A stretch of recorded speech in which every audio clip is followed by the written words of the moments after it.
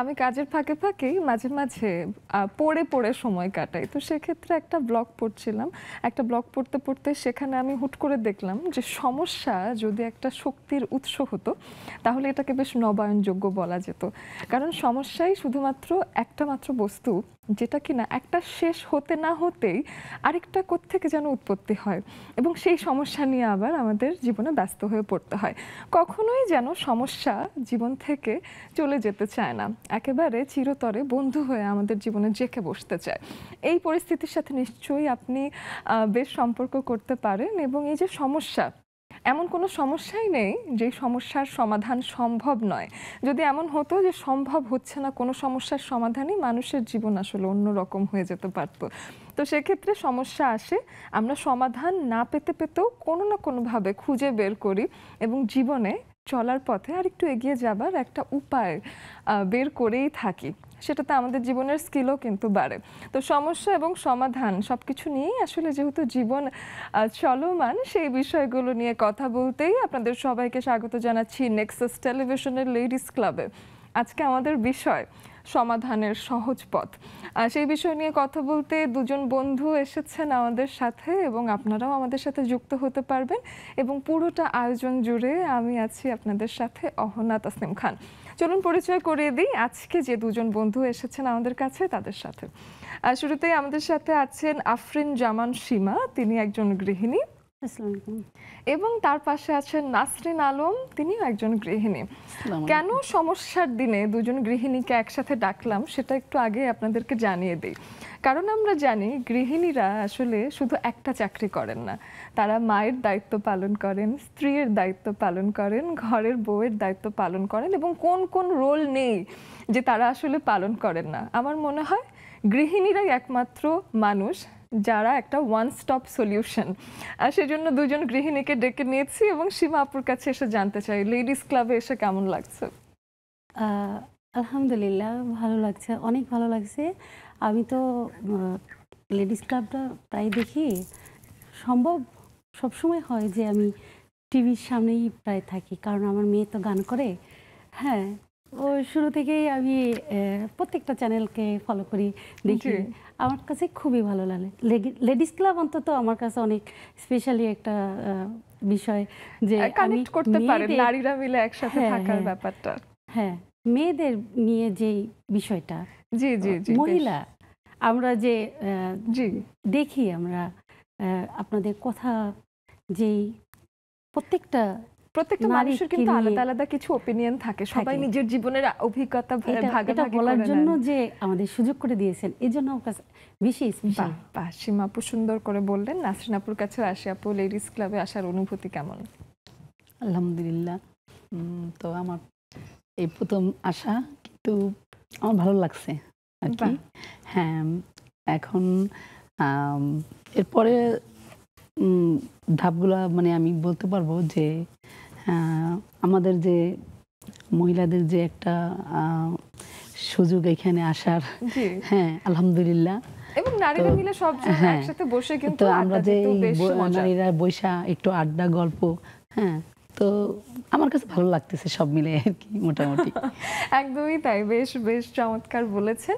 দুজনের সাথেই আপনারা জানেন যে লেডিস ক্লাবের একটা প্রাণ কেন্দ্র আছে, সেটা হলো আমাদের জুমের আড্ডা। সেখানে অনেক নারীরা এসে আমাদের সাথে গল্প করেন, তাদেরকেই একটু ডেকে নিচ্ছি। আমাদের স্ক্রিনে দেওয়া আছে জুমের আইডি এবং পাসওয়ার্ড। একেবারে দেরি করবেন না, 6টা বেজে গেছে, আপনারা কি চুপচাপ বসে থাকতে পারবেন আজকের দিনে? এই সময়টাতে এসে আপনাদের অবশ্যই দ্রুততার সাথে আমাদের জুমের আইডি এবং পাসওয়ার্ড ফলো করে বসে যেতে হবে। আরেকটা বিষয় না বললেই না, সেটা হলো দেশে আসলে সমাধান নিয়ে কেন কথা হচ্ছে আজকে লেডিস ক্লাবে।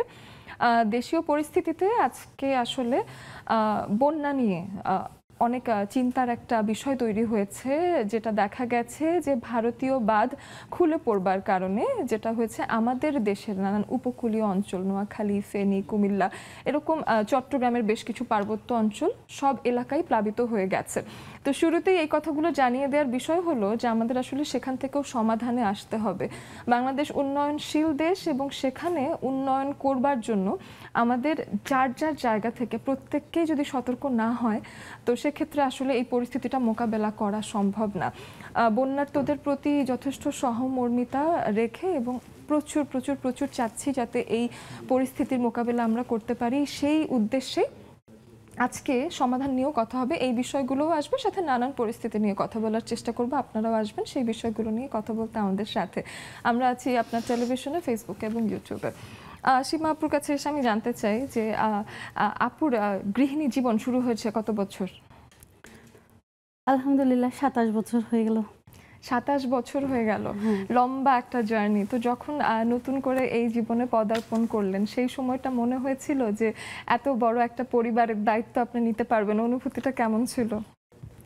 আসলে প্রত্যেকটা মেয়েরই এই জীবনে আসে, সবাই আশা করে যে একদিন মা হব। হ্যাঁ, তো জীবন প্রতিটা ধাপে ধাপে কিন্তু মেয়েদের এক একটা ধাপ পার করতে হয় এক একটা সময় নিয়ে। জি।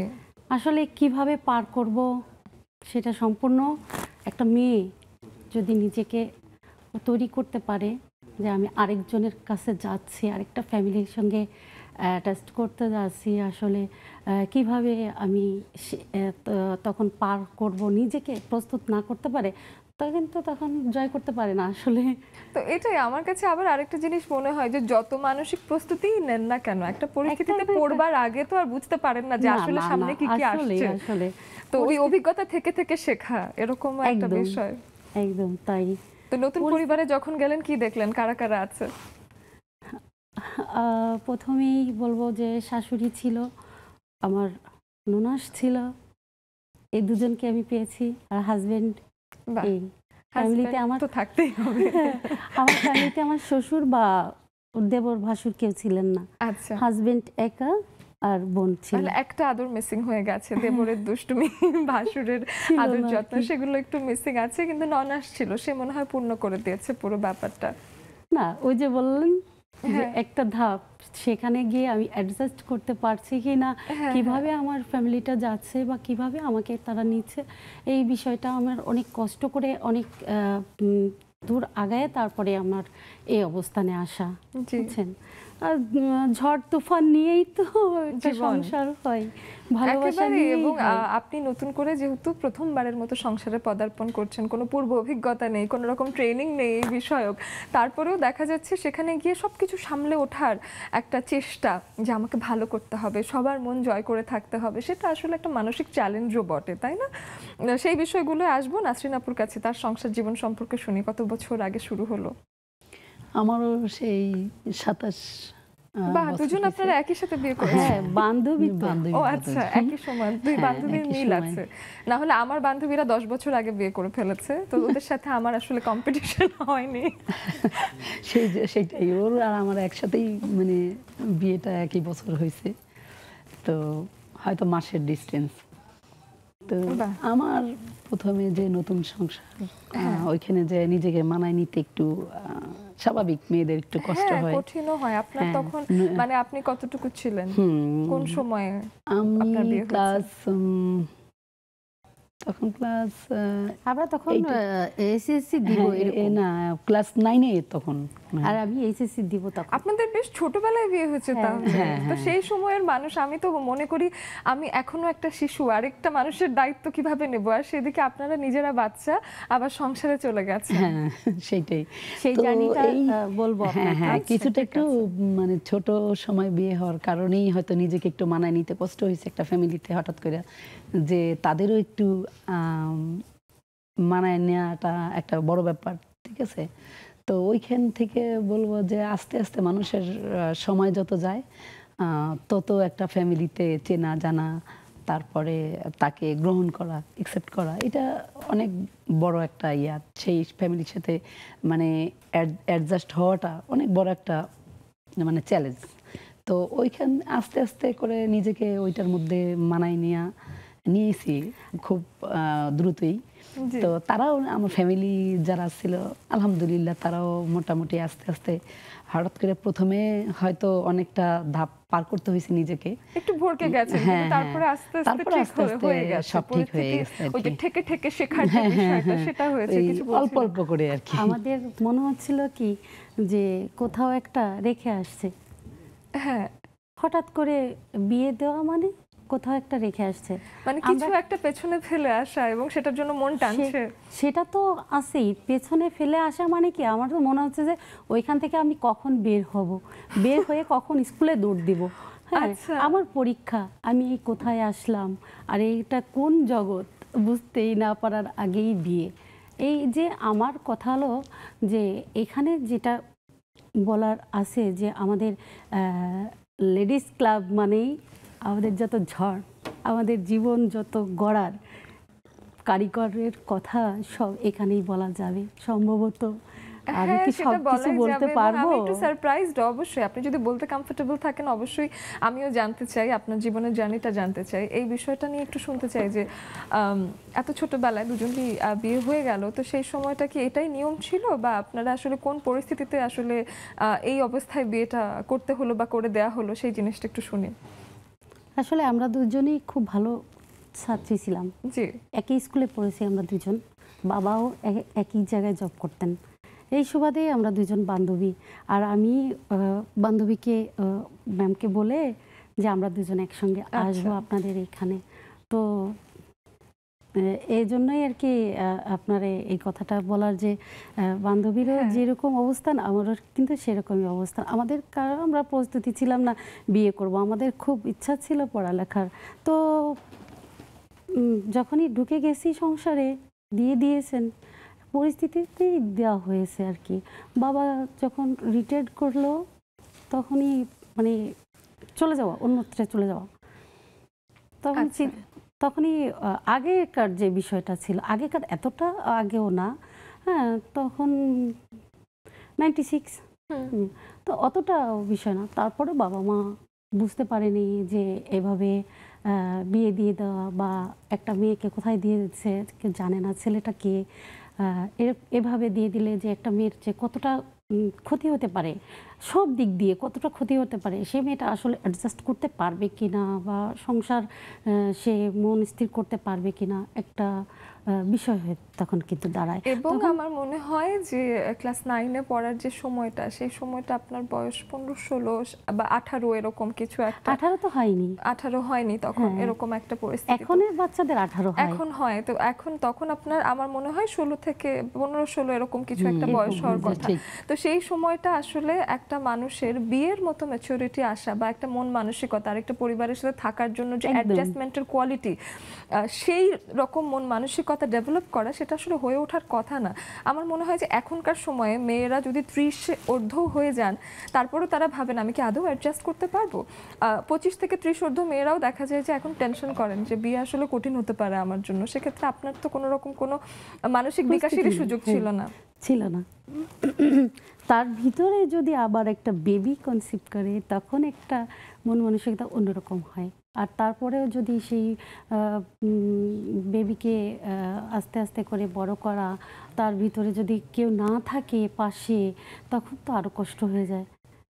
যেমন এখন চলতেছে, এমনই একটা মা যেমন একটা বেবিকে পালতে যেমন কষ্ট হয়, আমাদের বাংলাদেশের অবস্থা তো তেমনই হয়ে গেছে যে আমরা তো একটা বাংলাদেশ মানে আমাদের মায়ের দেশে আছি, ঠিক আছে। এখন যে অবস্থা, তাতে মনে হচ্ছে যে ওই আমি মনে হয় পুরানো অবস্থাতেই আছি, এখন আর সেই শান্তিটা নাই। নিজের মানসিক অবস্থা তখন যেমন ছিল সেটার সাথে দেশীয় অবস্থাকে আমার কাছে আরো বেশি কঠিন লাগছে। জি।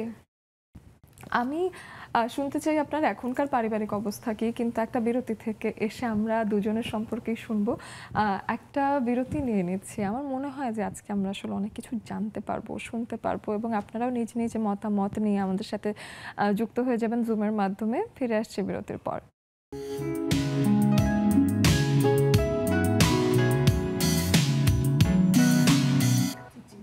ছোট্ট একটা বিরতির পর সবার কাছে আরো একবার ফিরে আসলাম। নেক্সাস টেলিভিশনে লেডিস ক্লাবের আড্ডায় আপনারা আছেন আমাদের সাথে, এবং আমাদের যে বন্ধুরা তারা কিন্তু জুমের মাধ্যমে যুক্ত হয়ে যাবেন। আজকে দুজন গৃহিণী এবং দুজন নারী তাদের ব্যক্তিগত জীবনের নানান সমস্যা এবং সেখান থেকে উতরে আসার গল্প ভাগাভাগি করছেন। সাথে আজকের যে দিনটা, সেই দিনটাতে আমরা আসলে অনেকগুলো সমস্যা নিয়ে কথা বলতে পারি। সেক্ষেত্রে রিসেন্টলি একটা শিক্ষা বিষয়ক ঘটনা ঘটেছে। এইচএসসি পরীক্ষা সেটা স্থগিত হওয়ার একটা বিষয়ের পরে কিন্তু সেটা বাতিলকরণের একটা বিষয় বা সাবজেক্ট ম্যাপিং, এবং এটার সাথে অটো পাসের বিষয়টা এসেছে। তো সেই বিষয়গুলো নিয়েও কথা বলতে পারি। মা হিসেবে তারা কি ভাবছেন, আপনারা কি ভাবছেন সেটা শুনতে পারি। বন্যার্তদের নিয়ে বা বিপদগ্রস্তদের নিয়ে কি কথা বলতে পারি, সেই বিষয়ক মতামতগুলো জানাতেও দ্রুত চলে আসতে পারেন, সেগুলো নিয়েও কথাবার্তা হবে। তার আগে জীবনের গল্পে আরেকবার ফিরে যাই, সেটা হলো নাসরিন আলম আপুর কাছে আসি যে কি মনে হয় যে পারিবারিক কোন পরিস্থিতির কারণে আপনার মনে হয়েছে যে এই সময় আমাকে বিয়ে করতে হচ্ছে, এবং কি কি সমস্যা তখন আপনার মনে হয়েছে আপনি ফেস করছেন? এই সময়টা মানে নিজেদের সমস্যাগুলা নিয়ে অতটা নিজের ভাবা হয় নাই আর কি। সমস্যা যে যা বলেছে সেটাই হ্যাঁ, করছি যে এরকম। মানে পরিবার থেকে যেটা সিদ্ধান্ত নেওয়া হয়েছে ওইটাই মানে করতে হয়েছে আমাদের। তো এই ব্যাপারে আমাদের কোনো ডিসিশন তখন নেওয়া হয় নাই যে তোমরা কি চাও বা কি মানে তোমাদের সিদ্ধান্তটা কি আপনার এরকম। পরিবার আপনার জন্য সিদ্ধান্তটা নিয়ে নিয়েছে। হ্যাঁ, সেইটাই। তো এই ব্যাপারে মতামত আমাদের প্রকাশের কোনো অপশন ছিল না তখন। তারপরে যখন জীবনে আসতে হলো তখন তার কেউ আপনার কাজগুলো করে দিচ্ছে না, না, আপনারটা না, আপনাকেই করতে সেটা হচ্ছে। সেটা ঠিক। তখন তো হ্যাঁ। কাজগুলা নিজেরই করতে হইছে। হয়তো সেই সময়টা পার করতে অনেকটা কষ্টের মধ্য দিয়েই সেই সময়টা পার হইছে। তো আস্তে, আস্তে সময়গুলো যতই গেছে ততই আরকি মনে করেন যে আমাদের আম আ সময়গুলোটা মানে এই যে সময়গুলো যে পার হইছে, এটা কষ্টের মধ্যে গেছে, এখনো যায়। যেমন আমার হাসব্যান্ড দেশের বাইরে থাকে। নিজেকেই বাচ্চা-কাচ্চা সামলাইতে হইছে। ঘর বাহির সবটাই মানে নিজেকেই সামলে নিতে হইছে আরকি। তো ওই ক্ষেত্রে বলব যে আম শুরুর থেকে এই শেষ পর্যন্ত যে সময়টা এই এখন পর্যন্ত সময়টা পার করতেছি, এটা খুব কঠিন আমার জন্য। তো এখন বাচ্চা-কাচ্চা একটু বড় হচ্ছে, বড় হইছে। তো এখন আস্তে, আস্তে মানে একটু রিল্যাক্স বোধ করতেছি যে না, ওরা লেখাপড়া করে একটু বড় হইতেছে, মানুষ হচ্ছে।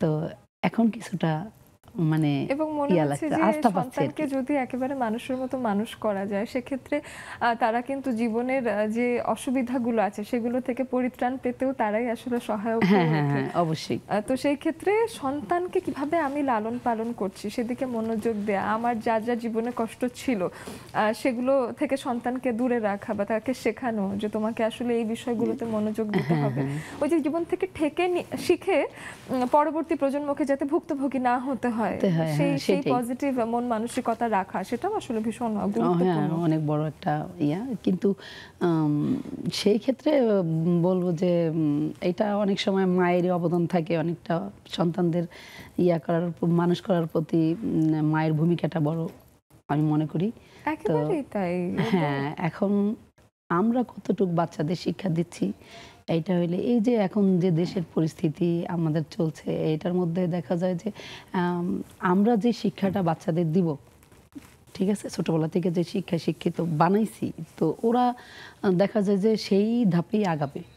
ঠিক আছে? বাহিরে হোক, ভিতরে হোক সবটাই। জি। এরা দেখা যায় যে আমার মা কি শিক্ষা দিছে, হ্যাঁ? আমার বাসা থেকে কোন শিক্ষাটা পাইছি, হ্যাঁ, এবং বড়দের বাচ্চাদের ব্যবহার যখন হ্যাঁ, বাইরে দেখা যায় তখন কিন্তু প্রশ্ন ওখানেই ওঠে যে ওকে হয়তো খুব ভালো মা হ্যাঁ, পালন হ্যাঁ। করেছে, অথবা ওকে কি ওর পরিবার থেকে কিছুই শেখায়নি, এরকম নানান প্রশ্ন হুম। কিন্তু একেবারে পরিবারের উপরে পড়ে হ্যাঁ, যায়, হ্যাঁ, হ্যাঁ। বাচ্চাদের অবশ্যই, ব্যবহারের অবশ্যই। উপরে। এই এখন আমরা যেরকম দেখি রাস্তাঘাটে যেরকম হচ্ছে, একটা বাচ্চা যখন দেখি যে না কিছু বেশি কথা বলতেছে, বুঝতেছে বেশি, তখন হয়তো অনেক গার্ডিয়ানই হয়তো বলে যে দেখো বাচ্চাটা বেশি কথা বলতেছে, তাই না? আচ্ছা, মানে ওই তো ওই পারিবারিক হ্যাঁ, শিক্ষাটা ওর পারিবারিক হয়তো কম শিক্ষাটা হয়েছে। কম ছিল।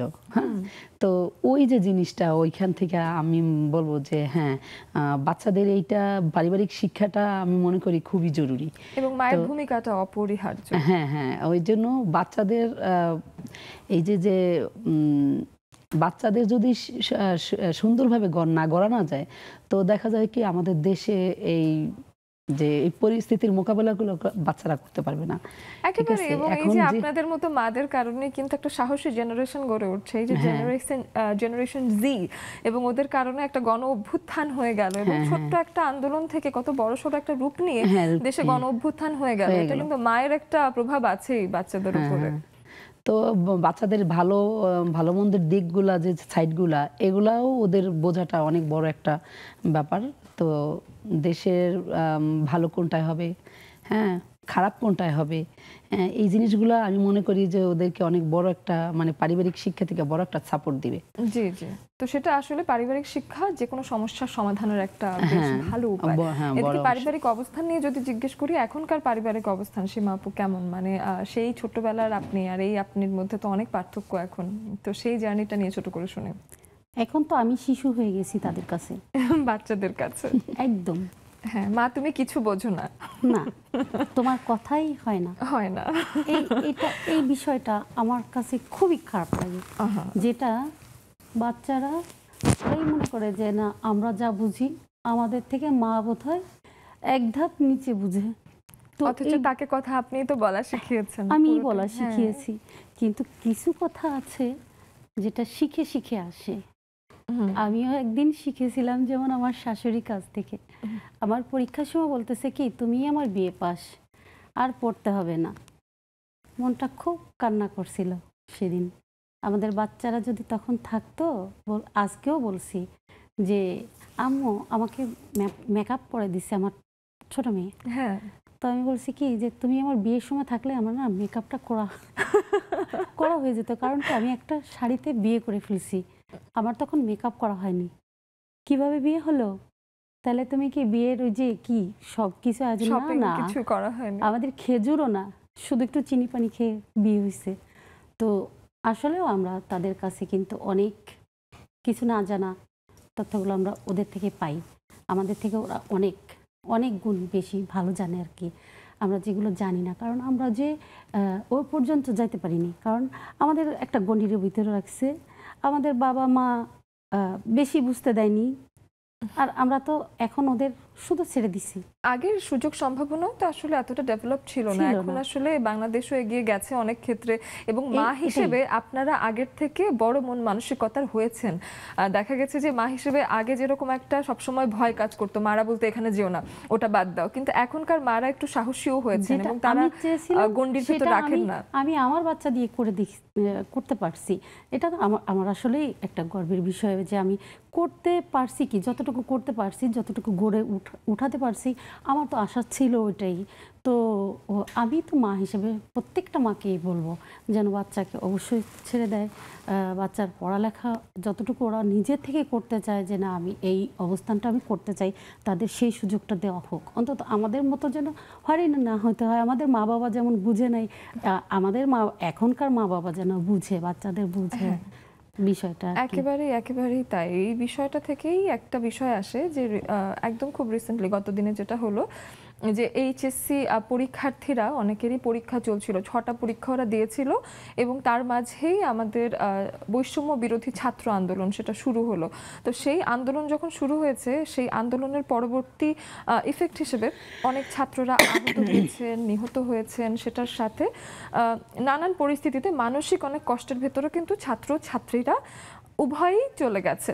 তো এখন আর কটা পরীক্ষা বাকি আছে, তো সেই কটা পরীক্ষার জন্য একটা ছাত্র সমাজ তারা দাবি তুলেছে যে আমরা পরীক্ষা দিতে চাই না, আমাদের পরীক্ষা বাতিল করে আমাদেরকে অটোপাস দিয়ে দেওয়া হোক। আবার আরেকটা দল তৈরি হয়েছে যে না, তাতে মেধার যাচাই হবে না এবং আমার চাকরিতে বা কোথাও অ্যাপ্লাই করতে বা একটা ইউনিভার্সিটি অ্যাডমিশনে আমার একটা সমস্যা হবে, বাচ্চারা এটা বোধ করছেন। তো সেই ক্ষেত্রে আমি একটু নাসরিন আলম আপুর কাছে আসতে চাই, আপনার কাছে এসে জানতে চাই যে এই যে বাতিল হয়ে গেল এইচএসসি পরীক্ষা, সেই ক্ষেত্রে সন্তানের ভবিষ্যৎ নিয়ে চিন্তা ভাবনা আসলে অভিভাবকের যদি হয়, সেটা আপনার কাছে স্বাভাবিক মনে হচ্ছে কিনা, বা এই বাতিলকরণ নিয়ে আপনার কোনো মতামত আছে কিনা? হ্যাঁ, মতামত তো অবশ্যই আছে, কারণ আমার মেয়ে এবার এইচএসসি দিচ্ছিল। জি, তো ওদের 5টা এক্সাম হয়েছে, যেমন 3টা মানে Bangla first part second part, আর English first part second part, আর হলো যে আপনার আইসিটি, এই 3টা দিচ্ছে। পরে 10 দিনের মতো সম্ভবত বন্ধ ছিল। তো এর মধ্যে তো এই যে কোঠা আন্দোলনের এই চলে আসলো, পরে আর ওদের পরীক্ষাটা বাতিল হয়ে গেল। তো আমার এই ক্ষেত্রে আমার মনে হচ্ছে যে এখন যে বাচ্চারা অটো পাস চাচ্ছে, যেমন আমার মেয়ে বলতেছে যে আম্মু অটো পাস যদি দেয়া হয় তো আমি 3টা যে এই যে পরীক্ষা দিলাম, আমার 3টা পরীক্ষা অনেক ভালো হয়েছে। ঠিক আছে? হ্যাঁ। তো বাচ্চারা সবসময় যে ভালো করতে হবে তেমন কোনো কথা নেই। না। এই যে যেমন আমার মেয়ে এসএসসি পরীক্ষার সময় ওর রেজাল্ট তেমন ভালো হয়নি, ও এ পেয়েছিল। আচ্ছা। ঠিক আছে? এখন আমার মেয়ে মোটামুটি ইন্টারে খুব ভালো করছে, 5টা পরীক্ষায় অনেক ভালো করছে। তার গ্রুপের সাবজেক্টগুলো তো ছিল, এটা দিতে পারেনি এখনো। এখন মোটামুটি প্রিপারেশন ভালো নিছিল। এখন যদি আমি মনে করি যে বিগত পরীক্ষা যদি দিয়ে ভালো দেয়, আবার এই সামনেরগুলা মোটামুটি আমার চিন্তাধারা যে প্রিপারেশন যেহেতু ভালো, আমার মেয়ে এবার ভালো করবে, আমার মেয়েরও আশা যে আমি ভালো করব। হ্যাঁ। কিন্তু এখন এই অটো পাসের মাধ্যমে যদি ইয়াটা হয়ে যায়, রেজাল্টটা দেয়া হয়, তাহলে সেখানে তো আমি আর কোনো কিছু আশা করতে পারি না। হচ্ছে না, তো হ্যাঁ, সেটা নিয়ে আমার আপনিও চিন্তা আমার করছেন। নিজের থেকে আমার মনটা ভেঙে যায় যে না, কিরকম যদি অটো পাস দিয়ে দেয় তাহলে তো আমার মেয়েটা তেমন ভালো করলো না। শ্রেণীর কোনো আমার যেহেতু থাকলো না আমার আর কি। মেয়ের পিছনের পরীক্ষাটাও তেমন ভালো নাই, রেজাল্টটা এই ভালো নাই। বিষয়ে আরো একটু শুনবো, আপনাদের দুজনের কাছেই শুনবো। আমাদের সাথে সামান্তা যুক্ত হয়েছেন, রাশিদা আপু যুক্ত হয়েছেন, মিষ্টি আপু আছেন আমাদের সাথে, শানু কবির আপু আছেন, এদিকে আমাদের সাথে রেবেকা আপু আছে, শানু আপু আমাদের সাথে নতুন আছেন, আর হাসিনা আপু চলে এসেছে। এই যে ফোনটাকে এভাবে আড়াআড়ি করে শানু আপু এক জায়গায় স্থির করবেন, কোনো একটা জায়গায় রাখবেন এবং ফ্রেমের মাঝ বরাবর আপনি এক জায়গায় সুস্থ হয়ে বসবেন, তাহলে আমরা আপনার সাথে খুব সুন্দর করে কথা বলতে পারবো। হাতে ফোন নিয়ে যখন কল দেন কিংবা যখন নড়ে যান, নেটওয়ার্কে অসুবিধা হয়, সো সেই বিষয়গুলো খেয়াল রাখবেন অবশ্যই। বাকিরাও যারা যুক্ত হবেন তারা এই নিয়মগুলো ফলো করে আপনারা আমাদের সাথে আসতে পারেন। আমরা এই পর্যায়ে নিয়ে নিচ্ছি একটা বিরতি, ফিরে আসছি কিছুক্ষণের মধ্যেই।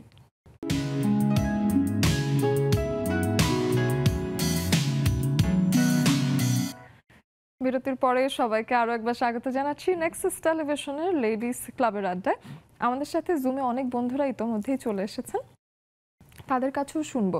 এদিকে যেহেতু এইচএসসি পরীক্ষা নিয়ে বিরতির আগে কথা হচ্ছিল, সেই ক্ষেত্রে এইচএসসি পরীক্ষার্থী ছিল হলো সামান্তা, আমার মনে হয়। সামান্তা, তুমি এসে একটু আমাদেরকে বলো যে এখনকার পরিস্থিতিতে এই যে সাবজেক্ট ম্যাপিং বা অটোপাসের বিষয়টা চলে আসলো, এই সমস্যাটার সমাধান হিসেবে আসলে কি চাইছো তোমরা?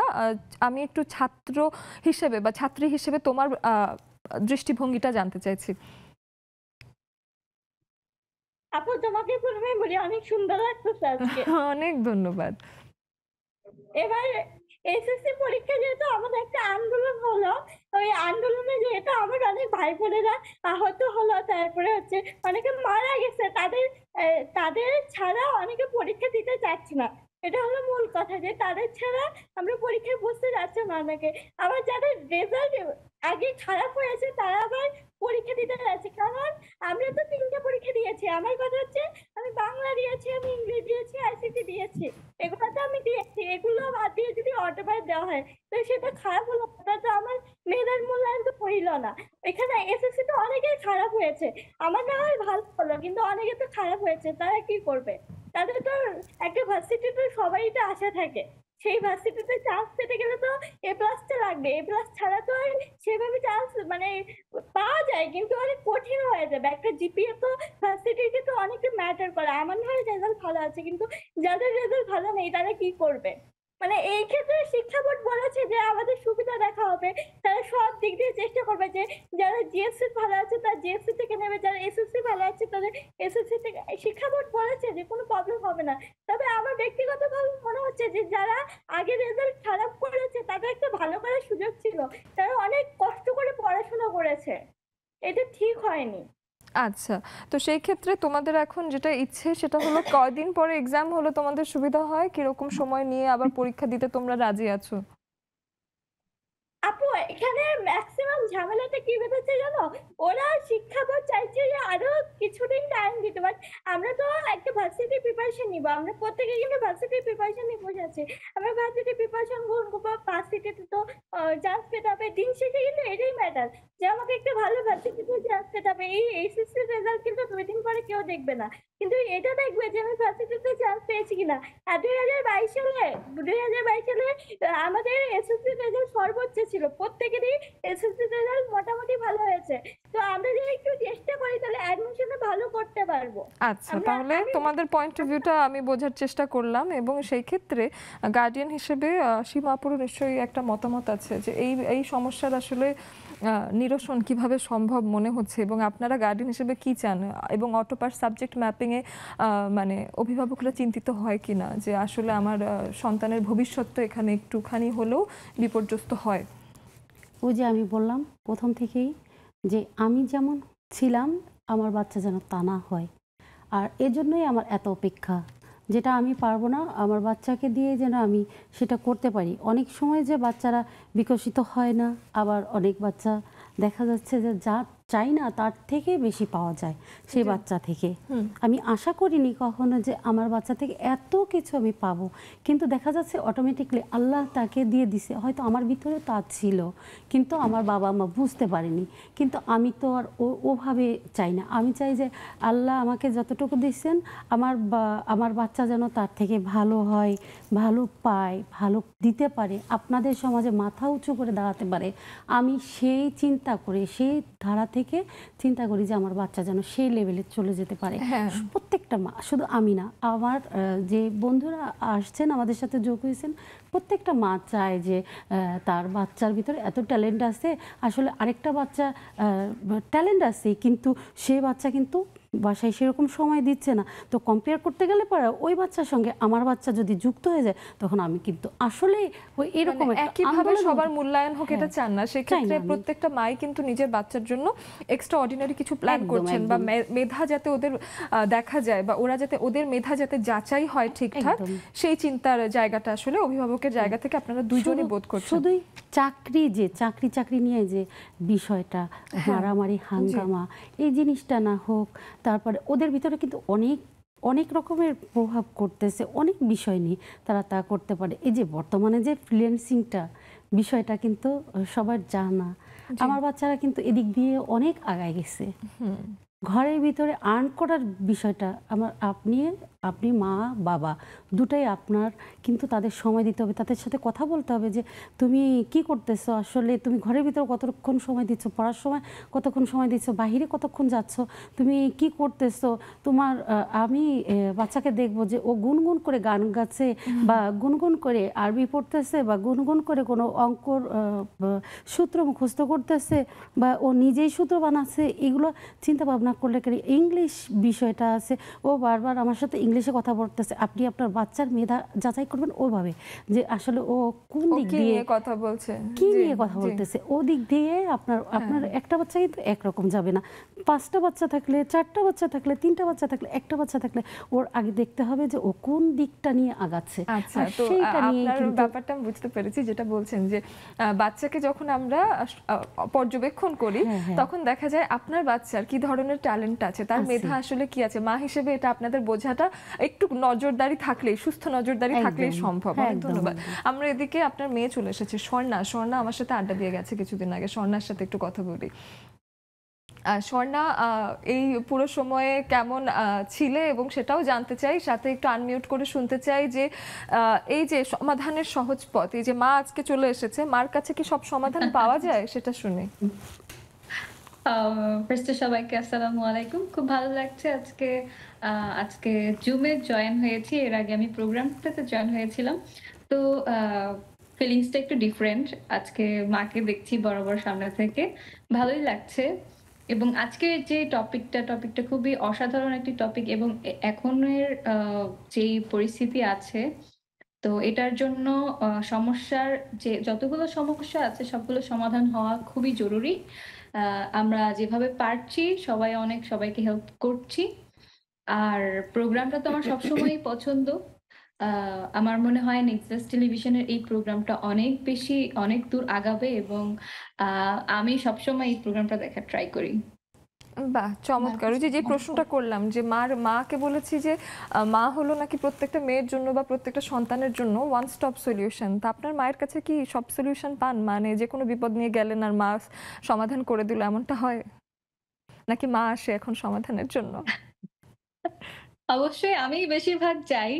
কারণ আমার তো এখনো অনেক পথ চলা বাকি আছে। যতদূর এসেছি মায়ের কারণে, মায়ের হাত ধরে। তো আ এটা কোনো ব্যতিক্রম না যে আজকে আমি মায়ের সাথে আসবো।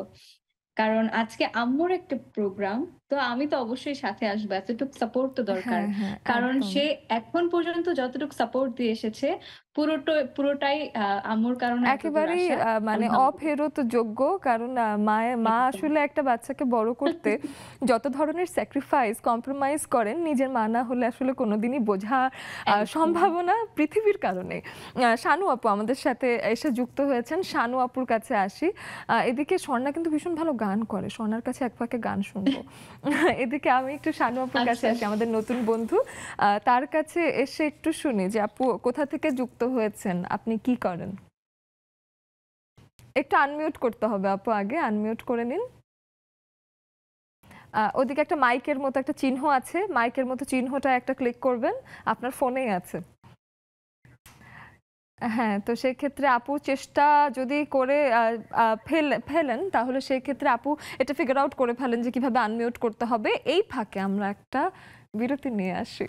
একটা বিরতির সময় যেহেতু হয়ে গেছে, ফিরে এসে আরো অনেক আড্ডা হবে, আমাদের সঙ্গেই থাকুন।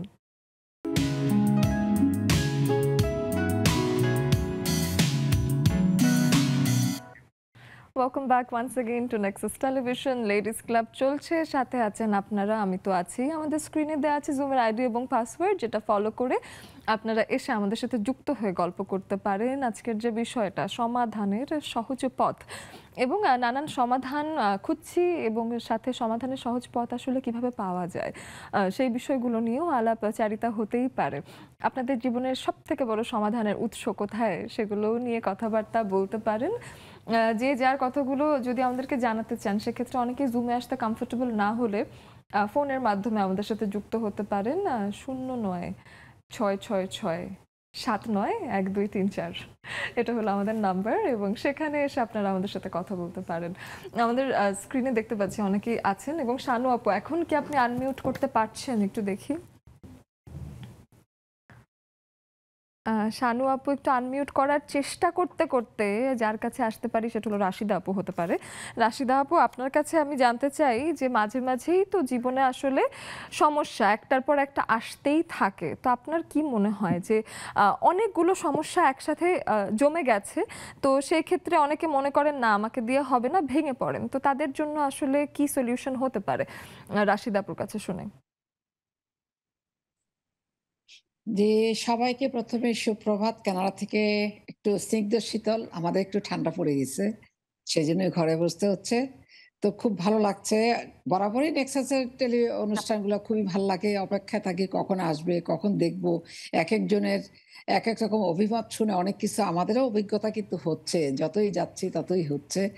আর আজকে যারা উপস্থিত হয়েছে তাদের সবাইকে অভিনন্দন। আমার আসলে তাদের বয়সী বিয়ে হয়েছে। তো ওই বয়সে বিয়ে হলে শিল্পপতিদের, যারা শিল্পপতির মেয়ে তারা আরেকটু নাজুক থাকে, আরেকটু কোমল থাকে। ওরা তখন পুতুল খেলায় ব্যস্ত থাকে। আমার মনে আছে বিয়ের পরে পুতুল খেলায় চলে গেছিলাম। আমার হাসব্যান্ড আমাকে ওই বাসায় যেয়ে ধরে নিয়ে আসছে। বাইরে থেকে গিয়েও, তখন লন্ডনে থাকতো। তো যাই হোক, আমাদের যত সমস্যাই থাকুক একটাই থাকবে মনোবৃত্তি যে আমাদের এই সমস্যা সমাধান করে জয়ী আমাকে হতেই হবে। সেটা যে দিক দিয়ে হোক, যেভাবেই হোক, পারিবারিক হোক, সাংসারিক হোক, ছেলে-মেয়েই হোক, জয়ী আমাকে হতেই হবে। টপ লেভেলে আমাকে থাকতেই হবে। এই মনোবৃত্তি, সাহস, ধৈর্য যদি থাকে, টুডে টুমরো সে তার ওই স্থানে অবশ্যই সে জায়গাটা নিয়ে নিবে। এটা হলো কথা। আরেকটা একদম। হলো এখন যে এই যে জি, ধন্যবাদ। তো জি। এখন যে এইচএসসি পরীক্ষাটা এই যে বাতিল করে দিল, আমি জানি না অনেকেই জানেন কিনা, কিন্তু এইচএসসি পরীক্ষাটার রিপোর্টই কিন্তু বাইরে ইউনিভার্সিটিতে কাউন্ট হয়। ওইটা মেট্রিক কিন্তু ঘাস পানি খায় না। সো আমাদের এখানেও যারা ও লেভেল 12 গ্রেড শেষ করে, তার মানে এইচএসসি শেষ করে, তখন থেকে ওইটা রেজাল্টের উপরে সমস্ত ইউনিভার্সিটি এপ্লাই করতে পারে তাদের ওই নাম্বারিং উপরে।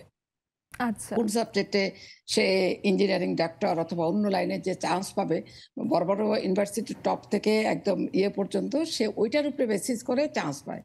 আমাদের দেশের যে এখন এই পরীক্ষাটা, যারা আমি জানি না বুঝে তারা আন্দোলন করেছে কিনা বাতিলের জন্য, কিন্তু অনেক জায়গায় আমি দেখছি যারা ভালো স্টুডেন্ট, ভালো ফ্যামিলি থেকে, তারা খুবই মানে দুশ্চিন্তা আছে। অ্যাকচুয়ালি এটা রাইট যে তারা বাইরে যে আসবে, এই রেজাল্টটা কিন্তু তাদের কাউন্ট হবে বলে আমার মনে হচ্ছে না। কতটুকু মূল্যায়ন ইউনিভার্সিটি করবে এটা সঠিক না। ওদের এখনো সময় আছে, ওরা যদি চায় ওরা এটা মানে ব্যাক করে ওরা পরীক্ষাটা দিতে পারে। এটাই ওদের জন্য বেস্ট ওয়েলউইশার। আমি এটাই চাইবো আমাদের দেশের ছেলেমেয়েদের একদমই মাথায় যেন তাই আপু। বোধগম্য হয়। হুম। হ্যাঁ, কেউ বেশ যদি বাইরে দাঁড়াতে হয় তাদের মাস্ট তাদের পরীক্ষা দিতে হবে। জি, এটা এটা বেশ একটা ভালো পয়েন্ট বলেছেন এবং অনেকেই যারা এইচএসসি পরীক্ষার্থী আছেন তাদেরও আসলে এই বিষয়টা মাথায় রাখা উচিত যে অনেকে আসলে দেশ ছেড়ে দেশের বাইরে পড়তে যাওয়া, অনেকেই আসলে নেতিবাচকভাবেও দেখতে পারেন, কিন্তু আমার কাছে মনে হয় যে আমাদের দেশ থেকে অনেক রেমিটেন্স যোদ্ধারা দেশের প্রয়োজনেও দেশের বাইরে যান। সেক্ষেত্রে ছাত্রদেরও সেখানে একটা ভূমিকা থাকতেই পারে এবং আমাদের দেশের ছেলেরা যদি বাইরে গিয়েও উচ্চতর ডিগ্রি হাসিল করতে চান, সেক্ষেত্রে আসলে এইচএসসি পরীক্ষার যে ফলাফল সেটা আসলে তাদের জীবনে একটা ভূমিকা রাখে। তো যারাই কিনা এখন আন্দোলন করেছেন এবং এইচএসসি পরীক্ষা বাতিল নিয়ে আসলে ভেবেছেন যে সেখান থেকে আসলে আমার লাভ হবে, লাভের জায়গায় ক্ষতিও হয়ে যেতে পারে এবং দূরবর্তীভাবে যদি তাকিয়ে দেখা যায় সেক্ষেত্রে কিছু সমস্যাও কিন্তু আসতে পারে। অনেকেই বলেন যে এর আগে যারা অটো পাসের ব্যাচ ছিলেন তারা আসলে নানানভাবেই চাকরি ক্ষেত্রে এবং কোথাও অ্যাপ্লাইয়ের ক্ষেত্রে বুলিংয়েরও শিকার হয়েছেন। তো সেটা যাতে আপনাদের সাথে না হয় সেই বিষয়ে আপনারাও আবার ভেবে দেখুন এবং যারা কিনা আন্দোলনে ক্ষতিগ্রস্ত হয়েছেন তাদের জন্য আলাদা রকম একটা সিদ্ধান্ত আসতে পারে, সেটাও হয়তো বিশেষভাবে বিবেচনায় কিছু না কিছু ব্যবস্থা করা যেতে পারে। বাট যারা সুস্থ আছেন তারা অবশ্যই চেষ্টা করবেন যে পরীক্ষাটা যদি দিয়ে দেওয়া যায়, এরকমই একটা মতামত আসলে বাকিরাও রাখছেন। শানু আপুর কাছে আসলে আমি একটু এসে জানতে চাই যে সমাধানের সহজ পথ নিয়ে কথা বলছি যেহেতু, তো সমাধান এই বিষয়টা যদি আসতে চান সেই বিষয়গুলো নিয়ে কথা বলবো। তার আগে কোথা থেকে যুক্ত হয়েছেন এবং আপু কি করেন সেটা আগে শুনে নিই। আসসালামু আলাইকুম, আমি বরিশাল থেকে শানু, নারী উদ্যোক্তা, বরিশাল সদর থেকে যুক্ত হয়েছি আপনাদের সাথে। আচ্ছা, আশা করি আপনারা সবাই ভালো আছেন। আসলে ভালো আছি, কিন্তু একটা চিন্তাও মাথার ভেতর ঘুরছে। এদিকে বরিশাল আমরা জানি যে নদীমাতৃক বেশ একটা বাংলাদেশি নদীমাতৃক দেশ আসলে, কিন্তু বরিশালে নদীর সংখ্যা প্রচুর এবং সেই ক্ষেত্রে একটা যেহেতু আমাদের পার্শ্ববর্তী দেশের বাঁধ খুলে যাবার ফলে যে বন্যার একটা প্রকোপ শুরু হয়েছে এবং হুট করেই আসলে বন্যার প্রকোপটা শুরু হয়েছে, সেই বিষয় নিয়ে বরিশালের এখনকার কি অবস্থা সেটা একটু জানতে চাই। যদিও আমরা বন্যা কবলিত হয়েছে বরিশাল এটা শুনিনি এখনো, তারপরে আপনার কাছ থেকে জানতে চাই। মানে মোটামুটি আমরা ভালো আছি। আমাদের এইদিকে পানি একটু মানে তাড়াতাড়ি আসে না, একটু উঁচু তো, সেজন্য পানি আসতে একটু সময় লাগে। কিন্তু যেগুলো মানে একদম অনেক বেশি বৃষ্টি হলে আহ, অল্প সামান্য কিছু পানি হয়, আবার সেটা নেমেও যায়, কারণ ড্রেনের ব্যবস্থা ভালো থাকাতে জি, পানি হওয়ার পরে আবার সাথে সাথে মানে পানি নেমে যায়। দেখা যায় যে একদম গিরা সমান হলো পানি, তারপরে আস্তে আস্তে সে পানি আবার আস্তে আস্তে চলে যায়। এরকম বেশি আচ্ছা, পানি হয় না, আমাদের খুব একটা দুর্ভোগ পোহাতে হয় না, কারণ আমরা সদরে আছি তো। সদরটা অনেকটা উঁচু, জি। মানে ইসের থেকে নিচু এইখানে এলাকার আরেকটা চাইতে বিষয় আপু আছে যে আপনি যে কথাটা বললেন সেখান থেকে আমি একটা পয়েন্ট নিলাম যে আমরা কিন্তু পার্শ্ববর্তী দেশ থেকে পানি আসছে এরকম নানান কিছু নিয়ে কথা বলতেই পারি, কিন্তু আমাদের শহরে যদি নিষ্কাশনের ব্যবস্থাটা জোরদার থাকে সেক্ষেত্রে কিন্তু বন্যা মোকাবেলা করতে সহজ হবার কথা। সেক্ষেত্রে আপনার আমাদের শহরটা যেরকম উঁচু আছে বললেন বা নিষ্কাশনের ব্যবস্থা আছে এবং শহরটাকে পরিষ্কার রাখার ব্যাপারে নিশ্চয়ই আপনারা সচেতন, তো সেই বিষয়গুলো নিশ্চয়ই ভূমিকা রাখছে আপাতত। হ্যাঁ হ্যাঁ, আমাদের মেয়র মহোদয় যিনি ছিলেন, আমাদের মন্ত্রী মহোদয় যিনি ছিলেন, ওনারা ড্রেনের কাজগুলা মানে খুব দ্রুত করার চেষ্টা করছেনও। মানে ড্রেন গুলা জি, যাতে ক্লিয়ার থাকে, পরিষ্কার থাকে, পানি উঠলে যাতে চমৎকার। সহজে নেমে যেতে পারে, সেই দিকে তারা তাদের অনেক সুদৃষ্টি ধন্যবাদ ছিল। আপু, এসে আবার আপনার সাথে কথা বলছি। আমরা একটা বিরতি নিয়ে নিচ্ছি, ফিরে আসছি কিছুক্ষণের মধ্যেই।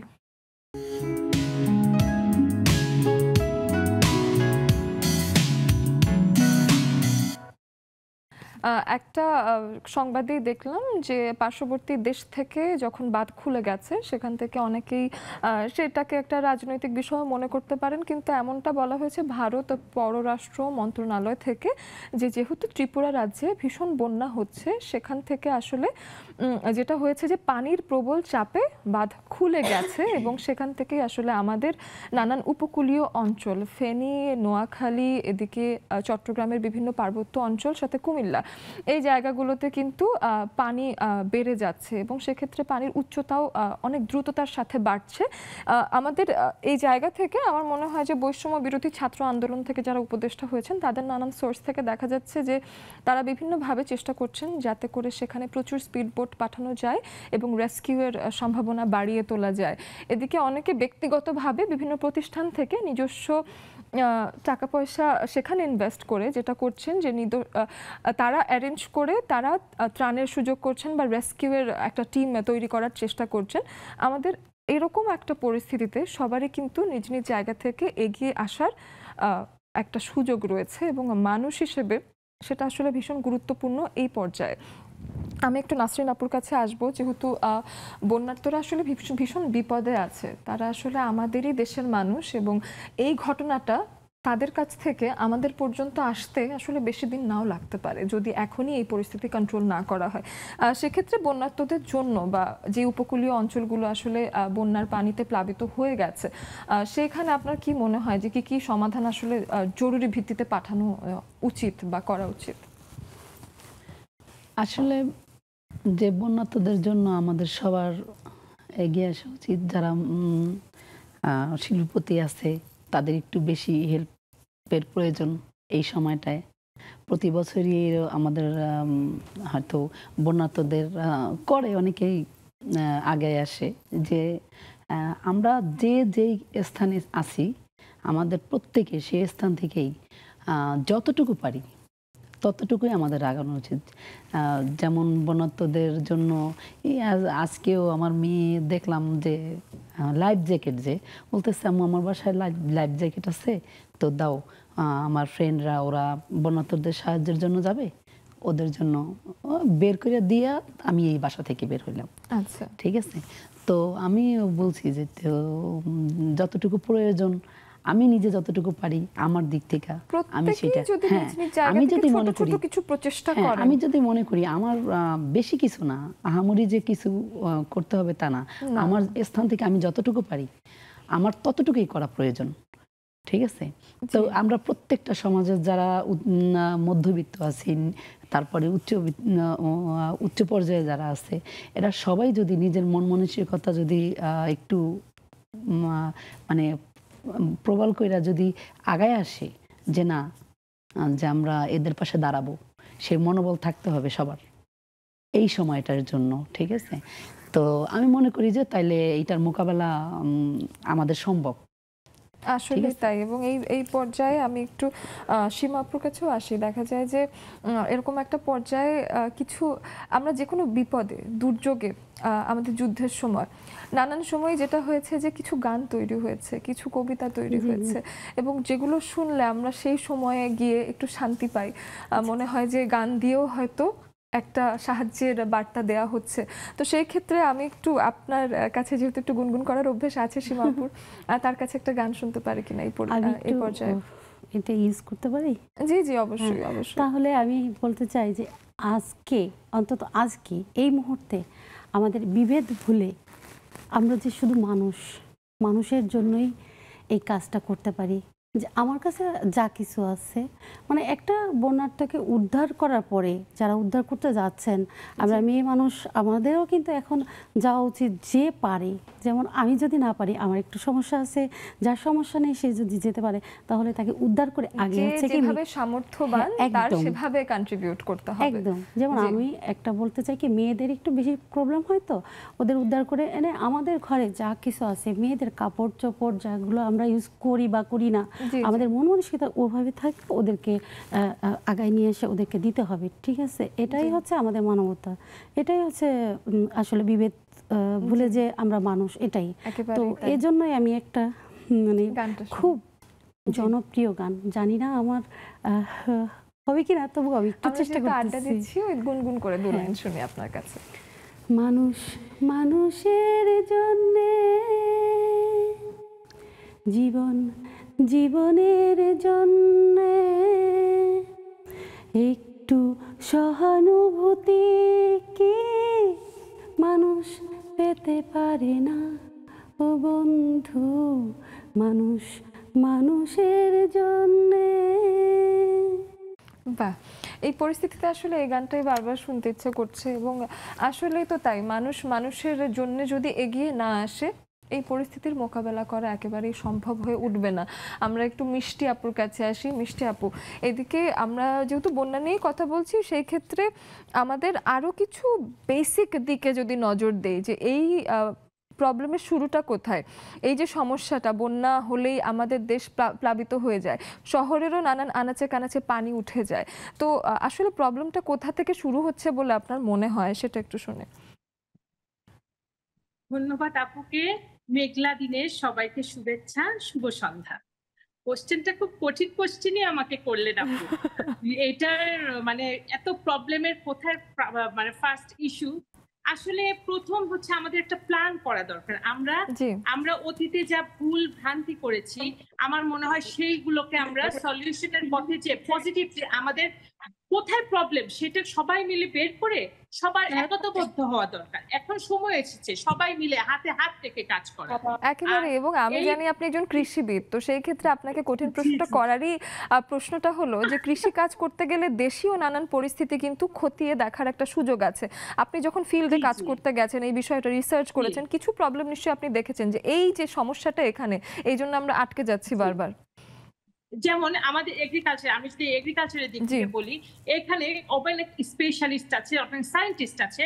আমাদের তো এগ্রিকালচার কান্ট্রি, এখন অনেক ক্রপস প্রোডাকশনের লস হবে, কিন্তু আমরা টেকনোলজি অনেক কিছু কিন্তু আমরা পড়েছি, অ্যাপ্লাই করি। তো যার যার ক্ষেত্রে, যেমন আমরা এগ্রিকালচারিস্ট, আমাদের স্যাররা আছে, আমাদের টিচার আছে, আমাদের ফ্লোটিং সিস্টেমের একটা কাল্টিভেশন সিস্টেম আছে আপু। এখন যদি আমরা খুব তাড়াতাড়ি, যেমন পানির উপরেও ধান চাষ করা যায়, এগুলো আমরা পড়েছি।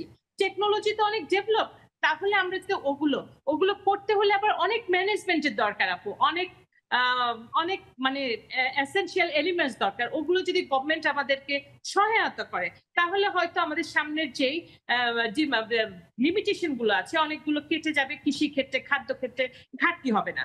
বা বাসায় যারা আছে, এই পানির ভিতরে যেসব কলমি শাক হয়, শাপলা হয়, ওগুলো আমরা একটু স্টোরেজ করলাম। কৃষি ক্ষেত্রে শুধু না, সব ক্ষেত্রে আমরা যে যার মতো সাহায্য করি। যেমন আজকে যখন বিকেলে বাসায় ফিরছি, দেখি বন্যার্তদের মানে হেল্প করার, যে যার মতো একটু সাহায্য করি, সবাই মিলে যদি এগিয়ে আসি, আমি বিশ্বাস করি, আশা রাখি। আর বর্তমান নতুনের জোয়ার এসেছে, আল্লাহ তাআলার কাছে সহায়তা চাবো, অবশ্যই আমরা এই কঠিন সময়কে সহজভাবে এগিয়ে নিয়ে যেতে পারবো ইনশাআল্লাহ। একেবারেই তাই। এই যে রাজপথে নামার সময় যেমন আমাদের তরুণরা দেখিয়েছে যে তাদের যেই তারুণ্য এবং সেই জোয়ারে আসলে একটা গণ অভ্যুত্থান সম্ভব হয়েছে, রাজপথে তারা নামতে যেমন দ্বিধা করেনি, সেক্ষেত্রে এখন যদি জলে নামতে হয় এবং আমাদের জলপথে নেমে সেখানে গিয়ে আসলে কোনো বিপদের মোকাবেলা করতে হয়, তাদের তারুণ্যকেই আসলে কাজে লাগিয়ে এই সমস্যার নিরসন সম্ভব। হাসিনা আপু, এই বিষয়ে আপনি কি মনে করেন? আপনার কাছে একটু এসে শুনি। হাসিনা আপু। আসসালামু আলাইকুম আপু, শুভ সন্ধ্যা সবাইকে। শুভ সন্ধ্যা অনেক আপু। ধন্যবাদ। তবে হচ্ছে আসলে সবকিছু মিলিয়ে দেশের পরিস্থিতি খুব খারাপ, সেটার জন্য অবশ্যই অনেক দোয়া, অনেক শুভকামনা, যত দ্রুত এটা থেকে উত্তরণ হওয়া যায় আপু। খুব খারাপ লাগে ছবিগুলো যখন চোখের সামনে আসে। তো এটার আসলে কি প্রত্যেকটা জেলাই এবং প্রত্যেকটা জেলা থেকে প্রথম তো আসলে বিভাগ থেকে কাজের প্ল্যানটা হয়, তারপর হচ্ছে দেখা গেছে জেলা সদরে চলে আসে, জেলা সদর থেকে আবার প্রত্যেকটা উপজেলা, গ্রামে, মহল্লায় বা পৌরসভা এগুলো ভাগ হয়ে যায়। তো এরকম প্রত্যেকটা জায়গায় না, প্রত্যেকটা কাজের জন্য, যেমন ওই যে পানির যে বিষয়টা বললো আপারা, পয়েন্ট স্টেশনের ব্যবস্থাটা যদি আসলে এই খালটা যেভাবে খনন করা দরকার, বা আমার হচ্ছে ড্রেন গুলার যে ব্যবস্থা থাকা দরকার, কিংবা পানি উঠে গেলে দ্রুত এটা নেমে যাওয়ার যে সিস্টেমটা রাখা দরকার।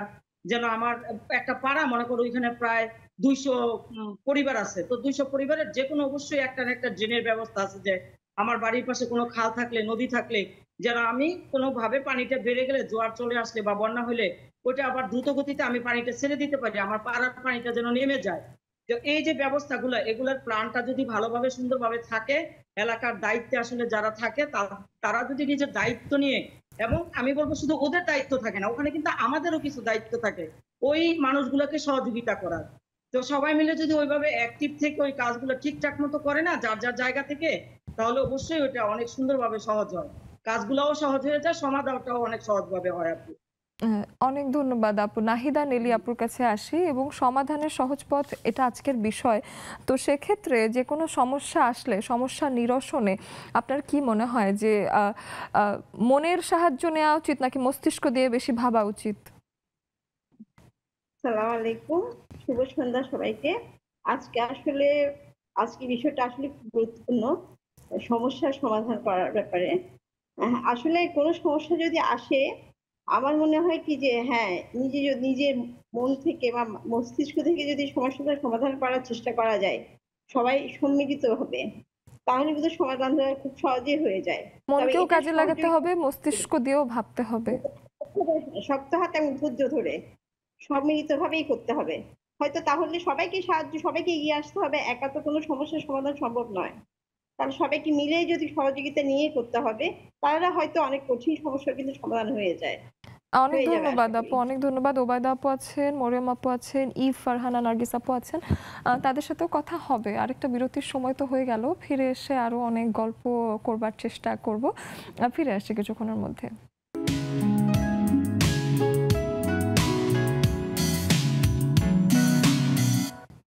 বিরতির এপারে যখন আসলাম, আমাদের আড্ডা দেবার সময় ছোট হয়ে একেবারে শেষের পথে, এবং বিদায়ের ঘন্টা যখন বাজি বাজি করছে, সেই সময়টাতে আসলে মানুষের জন্য, জীবনের জন্য, এই কথাটাই আসলে বলতে চাই। এবং যে কোনো সমস্যা আমাদের দেশে যেন আরো প্রকোপটা যেন আরো বেড়ে যায়, এই কারণে যেহেতু দেখা যাচ্ছে বাংলাদেশ আসলে ছোট দেশ, উন্নয়নশীল দেশ, এদিকে আমাদের দেশে এখন একটা ট্রানজিশন যাচ্ছে।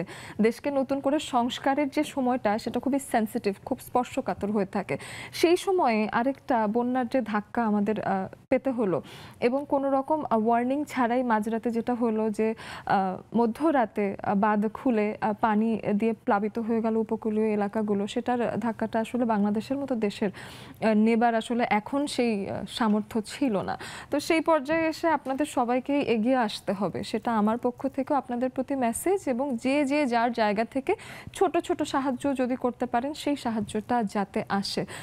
যে কোনো সমস্যা সমাধানের যে বিষয়টা, সেই বিষয়ে আরেকটা বিষয় বাদ রয়ে গেছে। বন্যা নিয়ে যেহেতু কথা হলো, বাকিদের সাথেও হবে, আপনাদের কাছে একটু শুনি যে অনেক সময় নারী জীবন, যদি শেষমেশ সেখানে আসি, অনেক রকম বিপদ আসে। নারী জীবন আটকানোর ব্যাপারটা কিন্তু খুব সোজা, নারীদেরকে আটকে দেওয়া খুব সোজা, যে এই দায়িত্বটা দিয়ে দাও, আটকে যাবে। তো সেই ক্ষেত্রে অনেকে থেমে যান, তাদের সমাধানটা কি, সেটা নিয়ে আগে নাসরিন আপুর কাছে শুনে। আসলে থেমে যাই না, মানে থামিয়ে দেয়া হয় আর কি, ব্যাপারটা এরকম, ঠিক আছে। তো অনেক ক্ষেত্রে অনেক সময় অনেক ফ্যামিলিতে আছে যে থেমে যেতে হয়, হ্যাঁ, আবার অনেক মানে আগায় নিতে পারে, সামনের দিকে যেতে পারে। তো সবার লাইফস্টাইল একরকম না, সবার ফ্যামিলি এক না, সবার মানে পারিপার্শ্বিক পরিবেশও এক না। এই জন্য আমাদের অনেক সময় যে ইচ্ছা থাকা সত্ত্বেও আমরা অনেক কিছু করতে পারি না, এগিয়ে যাওয়া যায় না। তো এই ক্ষেত্রে বলবো যে যতটুক নিজের মনোবল থেকে যতটুক আমরা চেষ্টার ত্রুটি যাতে না থাকে আমাদের, আমরা নিজেরা চেষ্টা করে যতটুকু আগায় যাইতে পারি আর কি, ওই অতটুকু যেতে হবে। একেবারেই তাই। আমরা ছোট্ট করে সীমাপুর কাছেও শুনি এই বিষয়ে। আমি তো লাউডলি বলি, আসলে নারী আপনি খুঁচিয়ে দেখেন তার কতটা তেজ, ওই যে পারিপার্শ্বিকতার জন্য তেজটা আসলে দেখানো যায় না। সমাজ হচ্ছে মেয়েদেরকে দাবিয়ে রাখার একটা যন্ত্র। আমরা কিছু কিছু ক্ষেত্রে সেটা হয়ে থাকে, যে ক্ষেত্রগুলো আমরা পারি না, আসলে আমাদেরও একটা বিবেক আছে, বিবেকের কাছে আমরাও হারি, যে এই কাজটা করতে গেলে আমাদের পাশে থেকে সাউন্ড শুনতে হয় আর কি, শুনতে হয়। এই জন্যই আর কি আমি এতটুকুই বলতে পারি যে মেয়েদের কিছু করার থাকে না আসলে। তো সেক্ষেত্রে আসলে অদম্য হতে হবে, নিজের মন মানসিকতাকে নিজেকেই আসলে নিজের support যোগান দিতে নিজেকে হবে। নিতেই নিজেই হয়। নিজের সমস্যার সমাধান সমাধান করে করে জানতে নিতে জানায় হবে। গিয়ে আসতে হবে। পরিস্থিতির আসলে এটাই প্রভাব, নারীরা শিখছেন প্রতিনিয়ত সমস্যার সমাধান। এই বিষয়ে ছোট্ট ছোট্ট করে শুনবো। এদিকে যদি আসি, আমি জানি না সবাইকে কভার করতে পারবো কিনা, ওবায়দা আপুকে দিয়ে শুরু করি। ওবায়দা আপু, আপনার কাছে এসে জানতে চাই যে কোনো সমস্যা নিরসনে আপনার কি মনে হয় যে আগে আপনি সময় নিয়ে ভাবেন, সমস্যা দেখলে কি বিচলিত হন নাকি সমাধানের পথ খোঁজেন? আসসালামু আলাইকুম আপু, স্টুডিওর আপুদের আসসালামু আলাইকুম। যে কোনো সমস্যা দেখলে আগে তো সমাধানের চিন্তাটা করতে হবে, কিন্তু আমি যেহেতু পারবো না, বড় বড় এইসব সমস্যা তো একজনের পক্ষে করা সম্ভব না। আমি আগে চিন্তা করব যে কোত্থেকে কারা আসছে বা পরামর্শ দিতে পারি। আর আরেকটা হলো, আমি যতটুকু আমার ইচ্ছা আছে বা আমার সামর্থ্য আছে আমি টিম খুঁজি, যে কারা এই কাজগুলিতে যাওয়ার মানে খুঁজতে থাকি, যে জিজ্ঞেস করি যে কারা এইগুলার একটু সাথে জড়িত রিসার্চ আছে, করা কারা যে কোনো সরাসরি সমস্যা হয়েছে কার কাছে আসলে রিসোর্স আছে, এই বিষয়টা আসলে খুব জি, ভালো জি, একটা জি। স্টাডি আপু। অনেক ধন্যবাদ ওবায়দা আপু। মরিয়ম আপুর কাছে আসি। মরিয়ম আপু, দেখা যায় যে একটা প্রচলিত কবিতা আছে, মেঘ দেখে কেউ করিস নে ভয়, আড়ালে তার সূর্য হাসে। তো এই যে সূর্য তো আসবেই, সূর্য উঠবে, মেঘের পরে কিন্তু সূর্য আসবে, সেই আশাটা ধরে রাখতে পারেন যে কোনো বিপদের সময়? হ্যাঁ, সবাইকে শুভেচ্ছা, ভালোবাসা। আমাদের দেশের এই ক্রান্তিকালে বাংলাদেশের প্রকৃতিও যেন আমাদেরকে একটা ভয়াবহ রূপ ধারণ করেছে। সেই এই অবস্থা থেকে আমাদের বেরিয়ে আসতে হবে। সবার সহযোগিতা, আল্লাহর রহমত এবং আমাদের মানুষরা, আমরা যে যেখানে আছি সবাই যেভাবে পারি সহযোগিতা করব, এগিয়ে যাব। হ্যাঁ, আড়ালে তার সূর্য তো অবশ্যই হাসে, আমরা সেই আশায় আছি যে সূর্য হাসবে আমাদের বাহ, ইনশাল্লাহ সবাইকে। আপু, অনেক ধন্যবাদ। এদিকে আমি একটু রেবেকা আপুর কাছে আসি। রেবেকা আপু অনেক আগে এসেছিলেন, রেবেকা আপুর কাছে একটু জানতে চাই, ব্রেন স্টর্মিং একটা টার্ম আছে, ব্রেন স্টর্মিং অর্থাৎ আমরা যখন কোনো সমস্যায় পড়ি কি কি পসিবল সম্ভাবনা থাকতে পারে, কি কি সমাধান হতে পারে, সেটা নিয়ে একটু রিসার্চ করে নেওয়া। তো যে কোনো সমাধান যখন খুঁজতে যান, একটাই কি প্ল্যান এ রাখা উচিত নাকি প্ল্যান বি এরও একটা সুযোগ আছে, সেটা একটু শুনি আপনার কাছে। ধন্যবাদ অহনা। স্টুডিওর আপুরা অনেক কথাই বলছিল, তো আমি আপুদের উদ্দেশ্য দুই আপুকেই একটা কথা বলবো। আমরা নারী আপু, এই জিনিসটা মাথায় রেখে ধৈর্য নিয়ে আগিয়ে যাবেন, ইনশাল্লাহ সব বিপদ আগিয়ে সংসার যখন আমরা করতে পারি, তো সমাধান আমাদের হাতেই আছে।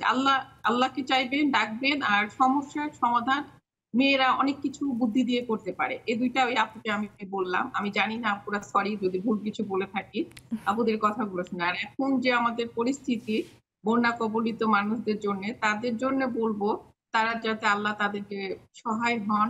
আমরা যে যতটুকু পারি পাশে দাঁড়িয়ে সহযোগিতা করার। হ্যাঁ, আর আরেকটা জিনিস, সহজ ভাবে সবকিছু করাটা মানে আমার মনে হয় বুদ্ধিমানের কাজ হয় যেটা, সেটা হচ্ছে আমি যার কাছে সমাধান পাবো তার সাথে আলাপ করা, সবার সাথে না।